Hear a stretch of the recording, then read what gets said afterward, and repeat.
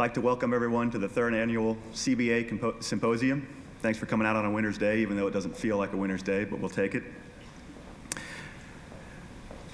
I'd like to make a special thanks to our committee to put this together. Wayne Sweezy, Martha Jane Mulholland, Pat Costello, Jody Huckabee, Matt Lyons, Kitty Taylor, Terry Arnold, and Frank Mitchell. Also, special thanks to Nicole Gibson, our executive assistant, who's put a lot of time and effort all year long, and particularly over the last few months getting this together. So thank you, Nicole. And to Jill Gordon, who does our electronic media, social media, getting the word out. So probably all the notifications that you got about this in the CBA most likely come through her. Thank you, Jill. I'd like to thank all of our preferred providers. They're a big part of our success. You'll see them today throughout the hallway and then over in the cafe. So if you get a moment, please introduce yourself, get to know them, because they will and can save you a lot of money, and they're good people, so it's worth the time. So thank you to all of our preferred providers. Today I take over as president of the CBA. I should have introduced myself. I'm Joe Seitz, the new president, and I take over from Craig Vanderoff. Craig has put a lot of time and effort into this organization over the last 3 years. I personally am grateful, and I know the board and the membership is grateful. So I'd like to just thank Craig, and also on his way out the door, give him a little something to thank him for his efforts. So Craig, I know you're here somewhere hiding. All right, well, if you're going to stay there, we've got something for you. It's a little case of some nice wine, and when the seat gets hot for me, I'm coming over to your house, and let's pop open one of these things, okay?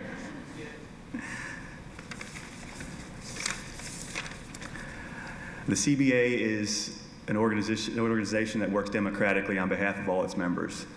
And anybody who raises, breeds, and sells thoroughbreds and makes their living at this game belongs in the CBA. And we're your seat at the table. So your concerns, your worries, your livelihood are our concerns. And we're glad you're here. It's been an interesting past year. There's been a lot going on legislative-wise, veterinary-wise, a lot of things going on in our industry. And the CBA's been active working on your behalf. We're proud of our involvement in the Coalition for Horse Racing Integrity. The coalition's goal is to have USADA oversee medication in racing. And some of the members in the recent past that we've joined with are the Breeders' Cup, the Jockey Club of Canada, Keeneland, the Kentucky Thoroughbred Association, and the Kentucky Thoroughbred Owners and Breeders, TOBA, and the Water, Hay, Oats Alliance, or WOA. Also, something that went on in the last year that Craig and the board and other members of the CBA were involved in was the difficulty trying to get our arms around the British Horse Racing Association steroid policy. It caused a lot of consternation because no one really understood what was happening. It was, at its heart, a good thing, but over here we were getting everything secondhand. So because of the CBA, we were able to get clarification, we were able to help with the negotiations, and we were able to make that a seamless change that we could all implement and hopefully we'll all benefit from. I personally want to thank Craig for his efforts in that, because that came at a tough time, and he helped slay that monster. Also, the CBA deals with things behind the scenes that people don't often have to think about, dealing with the sales companies, dealing with veterinary groups, dealing with legislative activity in other entities. So that's what we're here for. It's our job to help you all do your businesses better. So with that being said, I'd like to turn this over to Mr. Bayne Welker, who's the Vice President of Sales for Fasig-Tipton. He's going to moderate today and help keep things moving. So without further ado, Bayne.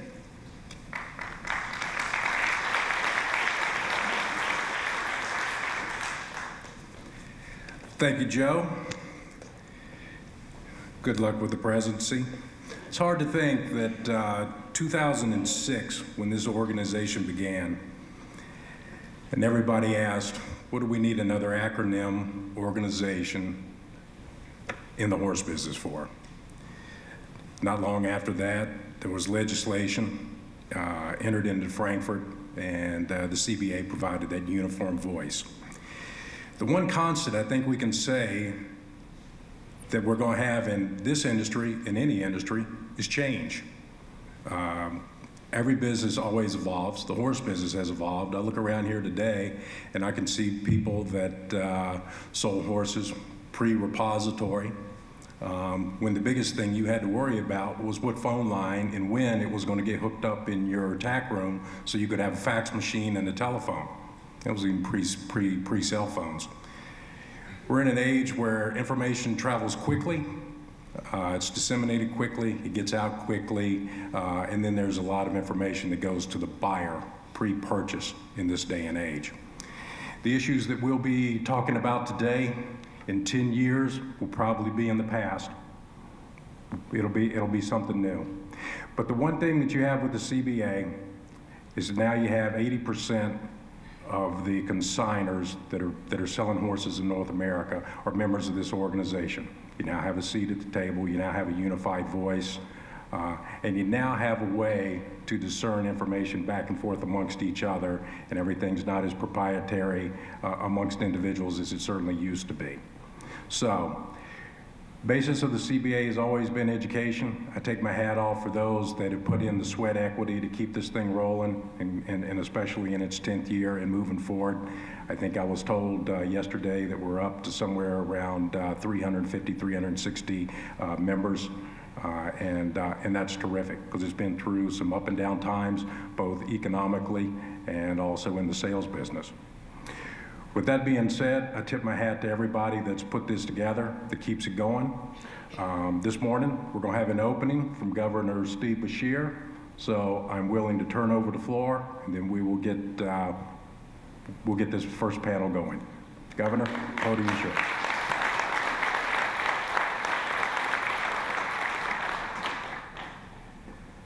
Good morning.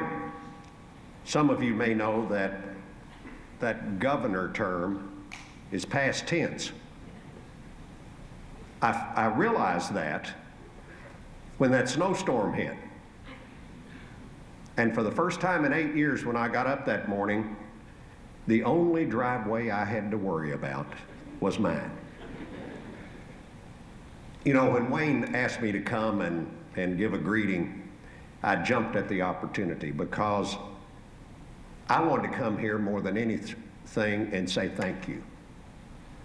Thank you to this group of breeders and consigners for continuing to make our horse industry the signature industry that it is, not only in this country, but all around the world. You know, when you grow up in Kentucky like I did, and like many of you did, you realize the importance of this industry, but in the last 8 years that I've been governor, it had a special emphasis in my life because I traveled the globe bringing business back to the state and creating jobs for this state.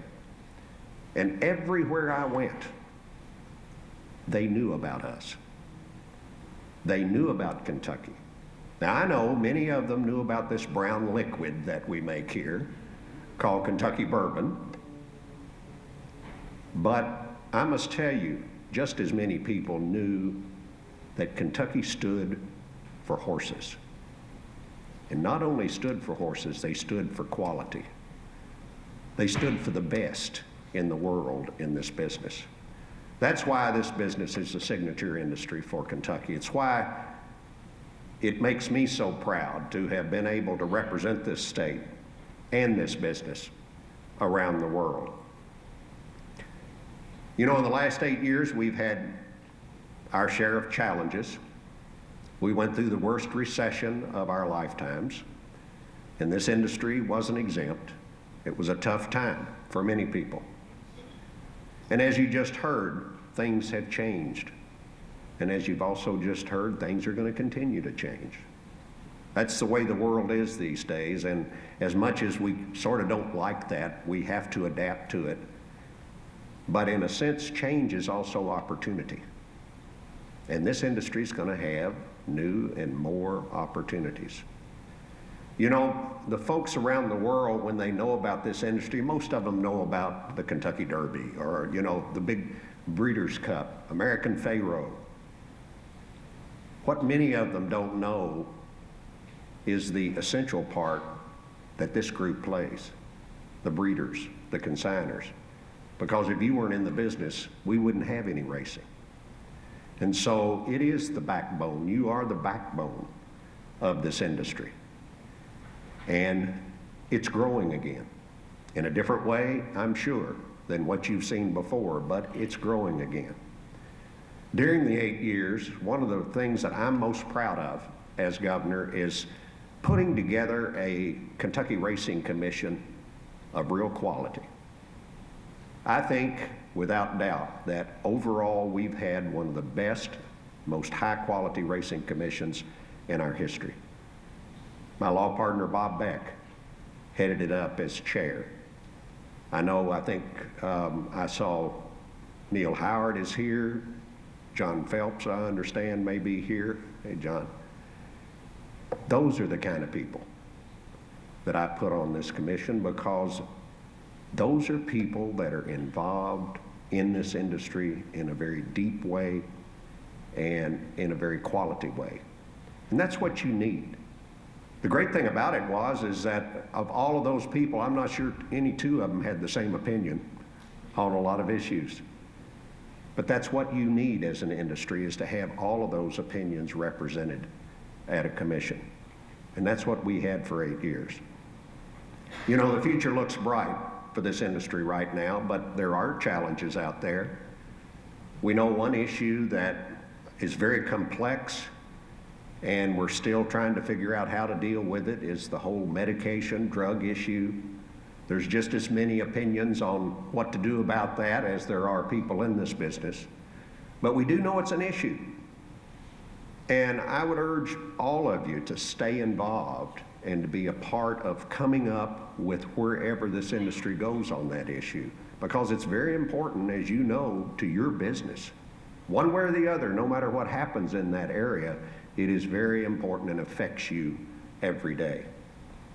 So the CBA and other groups like this in this industry play such an important role in expressing your opinions and in being part of working out whatever way the industry goes on any number of these issues.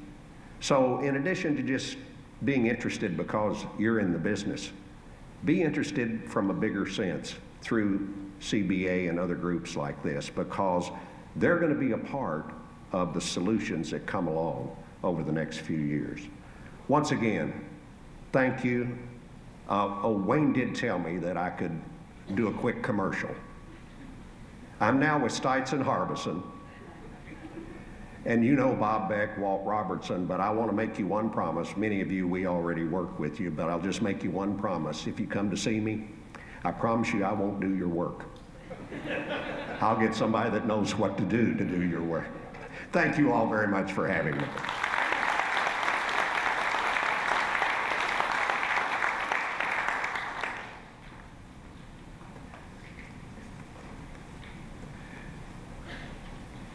Thank you, Governor.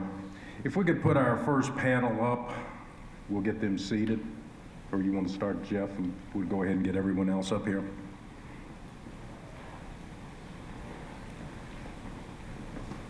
All right.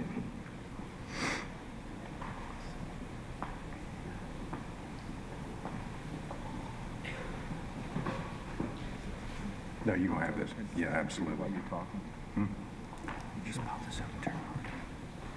You go ahead. All right, to get our first panel started today and our first presentation, we're going to start with Dr. Jeff Berk, and we're going to have a discussion on scoping and his take on a uniform scoping scale.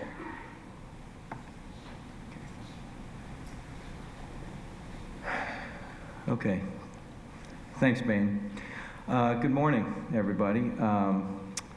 The first part of this talk today our panel is going to be talking about looking at the potential for having a uniform grading system for endoscopic exams at sales, and then also some issues surrounding the radiographic reports as well. And as Bayne had mentioned earlier when he opened this up, there are issues that emerge over time, and then hopefully they're dealt with and on to new issues. So when the CBA asked me to speak, they presented these two topics. And so what I would hope that I'm not doing, I don't want to necessarily present my own opinion on this. I have actually taken, after I created this PowerPoint, taken this information and vetted it with other non-affiliated veterinary groups to make sure that we were all thinking the same. And so this information is hopefully less my opinion and more something that, that is actually uniformly agreed upon. So why don't we start out with the scoping. The reason that we are talking about this, I assume the reason I was asked to do it is because there's some confusion out there when veterinarians are scoping horses and you as the consignor want to know what you've got. And so typically you'll have your veterinarian that works for you doing this work on your behalf, and they'll say, well, it's a good throat, and that's great. That's a good opinion, I'm sure, but it doesn't really tell anybody else what that throat looks like. And so the idea behind this, from your request to us, is to try to help everybody when a throat is being discussed to know exactly what you're looking at. So what I'm going to do is I'm going to go through a grading system which has been in place since 1991. And explain how the system works. It's very simple, and why it might be a useful thing for most veterinarians to adopt. There are already many vets that are using this, but anyway. So it's called the Modified Cornell system. It's just a standardized system based on arytenoid function. And you say, so what's an arytenoid? I'm going to show you some videos, so you don't have to. You know, many of you, as long as you've been in the horse business, you may not have actually seen a horse's throat to know the anatomy that we're talking about. So what we're talking about is trying to classify function here. So basically, as you can see on the screen, it's a numbered system. The numbers are interchangeable with words, so it's very understandable, very descriptive. Grades 1 through 4, and it is the standard grading system recognized by the AAP. So a grade 1 throat, the number 1 is synonymous with the word symmetric. So you've got your two arytenoids, which I'll show you in a moment, looking like two arches, two sides of an arch, and they move together, the same. So that, let me pull one of these up here for you.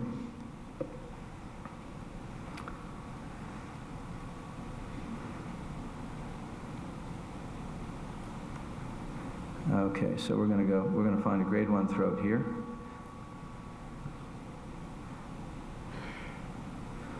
So if you look at the top of this airway, this opening, you can see these, what looks like two sides of an arch. Those are the arytenoids. And if you watch this horse breathe, and you can kind of get an idea right now that this horse is moving its head around, so it's a little, this is what we go through when we're scoping these horses. They're moving all over the place, and you're trying to evaluate what that looks like. And you can see how symmetric the top of that is. It's like an arch. And they're both wide open. The horse is breathing well, so they're pulled wide open. Horse is turning its head around now, moving all around. But I think you can get an idea. Hopefully you can see that is a pretty symmetric airway. And so that would be a grade 1 function of the throat. So that's part of what we're looking at when we're trying to describe a throat. So grade 2 function. The number 2 is synonymous with the word asymmetric. So grade 2 function means that the arytenoids that you saw opening symmetrically are a little bit asymmetric. They're not moving exactly together, but the horse is able to fully open its airway on both sides and hold it like that. There are two categories of it. 2A is a mild asymmetry, and 2B is moderate asymmetry. So and you can see that all of these numbers and letters are they're just words. They're just descriptive words to describe what the throat looks like. So let's look at one of those. Hang on.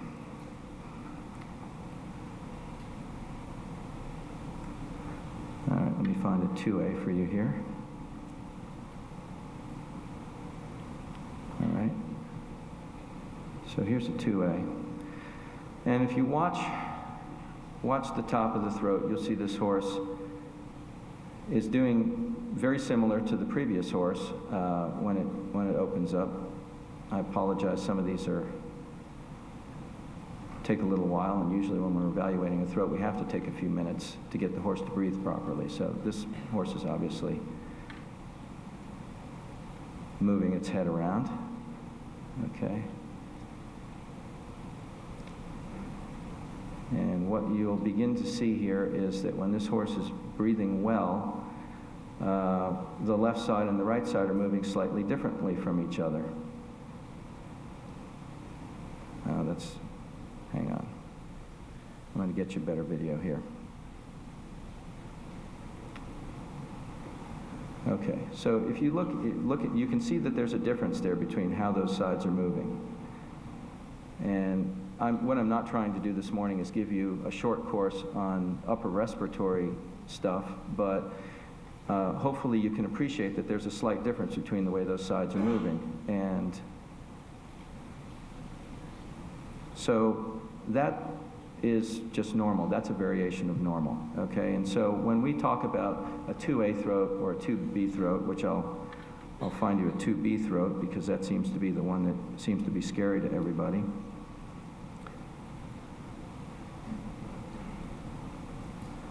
All right, should be one right there. You can see the difference between the sides. Now this horse isn't breathing well yet, so it looks like a pretty marked difference between the left. The horse's left is your right, so I think you can see the difference when you're looking at that as an arch at the top of the airway. You can see that the horse's left side, which is to your right, is not moving quite the same as the other side. Now, as you watch this horse breathe, you can see the horse is breathing well now. It's fully pulling back both sides and holding. That is a 2B throat. That is also a normal throat. People get concerned because what they want to do is they want to equate a marked amount of asymmetry with a pathological condition. We all know about horses that get a paralyzed throat. That's not the same thing. These two things are not correlated, okay? This is, I think, a very important take-home point. Grades 1, 2A, and 2B are all variations of a normal throat. I got some of this video footage of throats from Dr. Scott Pierce at Rood and Riddle, and their group has probably done more work than anybody as far as putting numbers together, data on some of these throats. And there is data that basically tells us, it's not been published yet, and it will be published, but that tells us that there statistically is no difference in horses in terms of their racing performance in those three classifications. So those are all variations of normal. Now, why do they make people nervous at sales? Why does asymmetry make people nervous at sales? Because what they don't know is that horse progressing on to something worse? When they see the asymmetry, they say, well, if I knew the horse had scoped this way 2 months ago and was still going to scope this way 2 months from now, that's just the way that horse is put together. That's normal for that horse. If you happen to be in the unfortunate situation where a horse is progressing from a grade 1 throat to all the way down to a paralyzed throat, and you catch it at a moment in time, I think this is why it makes, there is some risk involved with a throat that has a moderate amount of asymmetry. But what I've shown you is statistically, over many thousands of racehorses, is a normal throat. The next is grade 3 function. And that, I'm going to get you an example of that so that you can see what I'm talking about.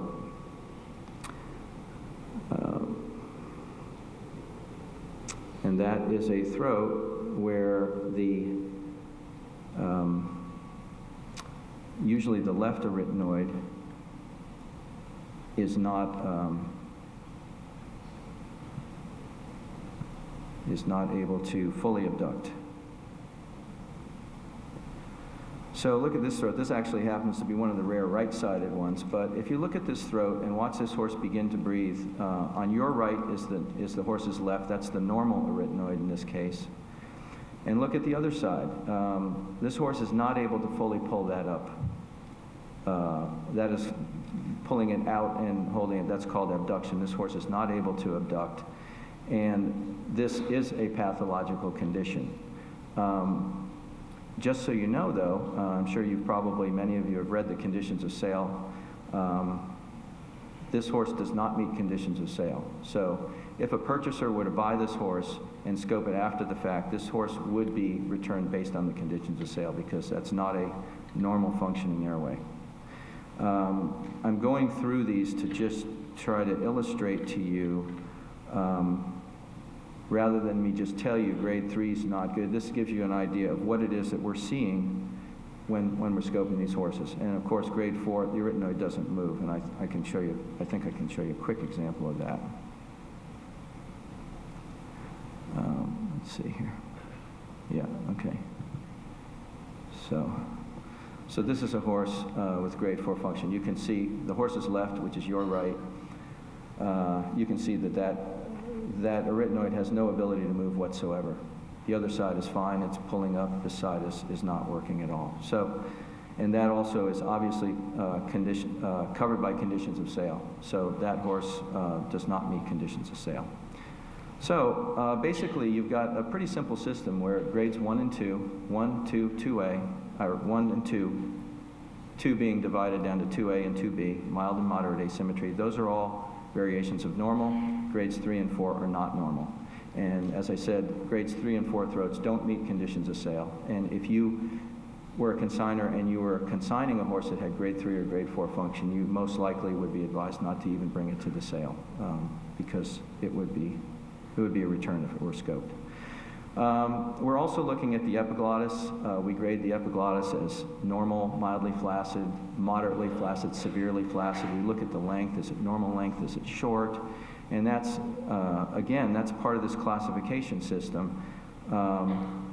And basically, the reason, I have some videos of that, and I'll show you really quickly. We doing okay for time here? I guess we are. Basically, the reason that we're looking at the epiglottis is because of a horse's we're concerned about an abnormal epiglottis having a tendency to displace. So, let me see if I can. Okay. Well, I'm not gonna pull those up in the interest of time. But basically, that system is a very descriptive system. So if somebody says to you, okay, you say, how's that throat? And they say, oh, it's a grade 2A function with a mildly flaccid epiglottis. That would be a totally normal throat. But it's a very descriptive way, so that when, if say for example, let's say you've had a horse scoped 15 times and you'd like to cut it off, and you say, no more scoping, and I come by your shed row, and you say, Doc, I'd prefer that you don't scope this horse. I have a whole list of veterinarians. Could you pick somebody that you trust and ask them how the horse scoped? I'm very happy to do that, and there's lots of people that are qualified for me to call them, and they give me a very appropriate answer. And if they tell me a horse is a 2A with a mildly flaccid epiglottis, and I'm good. I'm happy with that, because they've described the throat to me, and it's a standardized system that we all can use to get a mental picture of what that throat looks like, even though you haven't seen it yourself. That's very valuable, I think, in terms of what when you asked me to talk about this subject, I think that's the value here, is it's something that we can all agree upon. There is another system. It's currently out there as well. Some people are using it. It's an A+, A system. And most certainly the veterinarians that are using that system understand in their own mind what they're seeing, and they're just as skilled at understanding whether they think the throat is fine or not fine. The problem is it's a very subjective system, and so the only person that really understands what an A+, an A, or an A- is the person who actually did the scoping. So it's not a transferable piece of information that you can convey to somebody. Just to give you an example. And so the A+, A, A-, it basically, if you take away the A part of it, which doesn't really seem to have any meaning, it's a plus, neutral, or a minus system. And so maybe you say a grade 1 function with a normal epiglottis, well, that's an A+. Okay, that's fair enough. But where you run into trouble is these horses in the middle. So as I put up there on the screen, say you have a horse with a grade 1 function that has a moderately flaccid epiglottis. It doesn't mean that that's an abnormal thing, but it's something that you want to convey when you're conveying this information to a client. The next horse is a grade 2B function, which means it has moderate asymmetry, but it's normal, and it has a normal epiglottis. Those are two different throats, but they would fall into the same category, probably, of an A. It's just a nebulous category that things are thrown into, trying to compile all the variables of the throat. And I think that the previous system that I just described is much more specific, and it's a way of transmitting information that is meaningful information, whether it's from veterinarian to veterinarian, veterinarian to consigner, consigner to buyer, consigner to consigner. It's a pretty standardized and relatively objective system. So just want you to be aware, as you probably already are, that there's a whole group of upper airway findings that are considered to adversely affect a horse's airway, their ability to function. They're all covered by the conditions of sale by all 4 sales companies in the United States, and so that's kind of a non-issue, and that wouldn't really figure into this part of the discussion. And so anybody buying a horse for those conditions, it's certainly adequate for them to be scoping, have their vet scope the horse after the sale to make sure that it isn't one of those issues.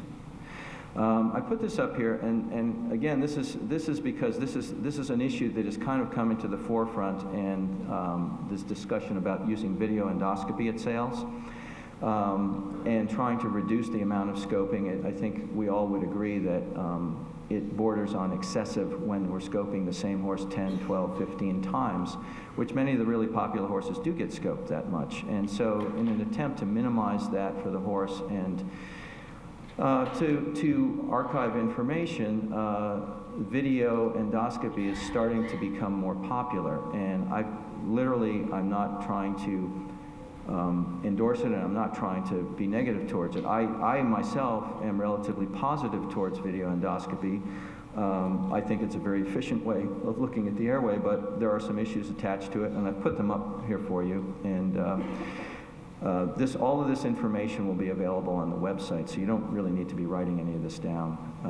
But we're looking at the time interval between when the horse was videoed, when their throat was videoed, and when they sell, because things can change over a 2 or 3 week period of time. We're looking at ways of making sure that it's the correct horse on the video, so that nobody's putting in a grade 1 throat with a normal epiglottis for every horse in their consignment. The equipment used is important. There's a wide variety of equipment out there, and some of it is not adequate, and so we need that to address that issue.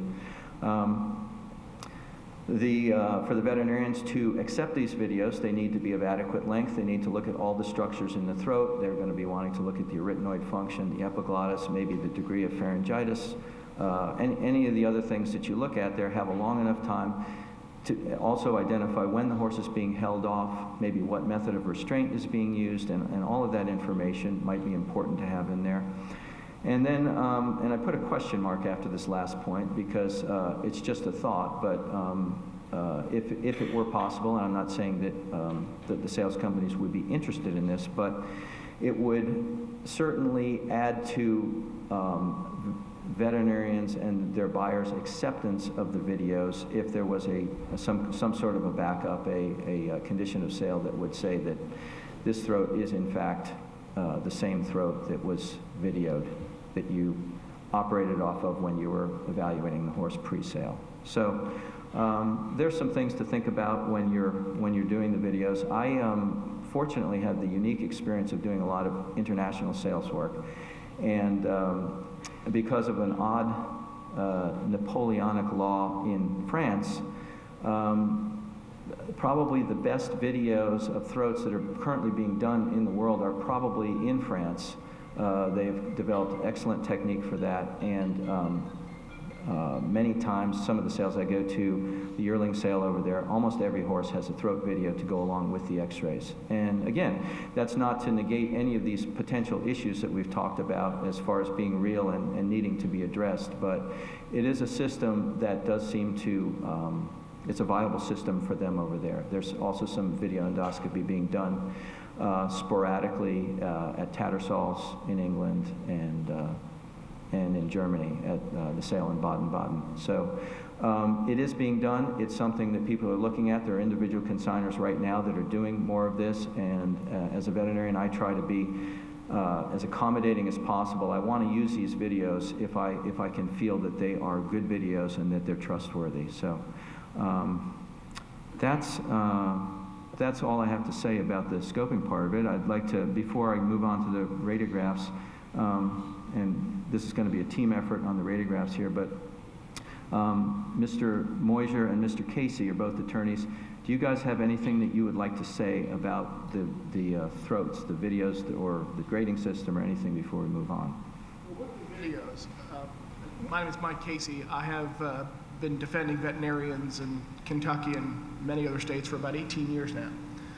And until the videos become more widespread, veterinarians are still going to be put in a position where even if you have a video of a horse's throat, that if the prospective buyer, their client, isn't ready to accept a video endoscopy, they're still going to have to do their own scope. So until there is widespread acceptance, until the buyers have been satisfied that what they're seeing in a video is a true representation of the condition of that throat in that day, you're still going to have veterinarians who are going to have to listen to their clients, do what their clients are mandating.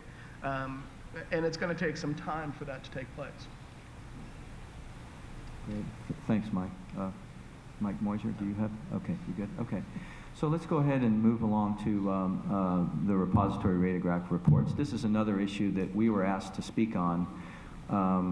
So this is in response to your request. This has been an issue for veterinarians for, well, a live issue for probably over 8 years that we've been talking about this. And I think that gradually we're all coming to see that there are some real issues involved with the use of these reports in the back ring. And again, what I'm not wanting to do is to try to render an opinion and tell you what I think. What I'm trying to do is to lay out for you the potential issues associated with the current usage of these reports as they're being used now. So I've just, we've actually, I'm going to buzz through this part of it. These are just obvious statements. The problems arise when the report leaves the hands of the person for whom it was generated and is circulated around, because the people that ultimately get these reports and are buying off of them have no relationship to the veterinarian or the seller. And the problem is that these reports are basically by nature subjective, and they only have meaning in the context of the relationship between the veterinarian and the client, where there's an opportunity for the veterinarian to discuss the level of risk and what the intended use is. Because, you know, there's so many times where I'm vetting a horse for maybe the same horse for 2 different clients. And because I know them both and I know they've expressed to me what their intentions are, it's not unusual at all for the same horse to be suitable for one client to purchase and not suitable for another. And you'd say, well, how can that be? It's the same horse. Well, if the first person maybe is buying to race and they have a high risk tolerance and there's a few little items in there that might be a little risky, they should be fine with that horse. And I'm always encouraging, I want my clients to be able to buy the horses that they want. So I'm not trying to find things wrong with these horses. On the other hand, the same horse, because of those little issues, may be difficult to resell. It doesn't mean that it's a bad horse. It doesn't mean that it won't run. It just means that by nature of the vetting issues that it has, it may be a difficult horse to buy for the purpose of reselling. So with that communicated, again, I don't ever tell anybody not to buy a horse, but I've communicated with my client the level of risk and what the issues are, and they can make a decision based upon that. That whole thing is taken out of the equation when somebody just gets a report. All of that important discussion that's going to guide somebody. And unfortunately, it's not like a Carfax. We wish it was. It's just not. There's a certain amount of subjectivity involved in these reports that you can't get away from. There's no amount of getting veterinarians together and standardizing that can actually ultimately create an objective report. So the point being that it creates some legal exposure here. And you say, well, why would it create legal exposure for all of us? The attorneys are going to get into this, and I'm not going to spend too much time on it here because we need to get into a group discussion. But you'd say, well, why would there be any liability from a legal standpoint here? It's because, in a strict legal sense, the significance of any finding on a radiographic report is in whether that finding is significant in the mind of the buyer, a person you don't even know that maybe knows not much. You know, people are allowed to come to horse sales for fun, to buy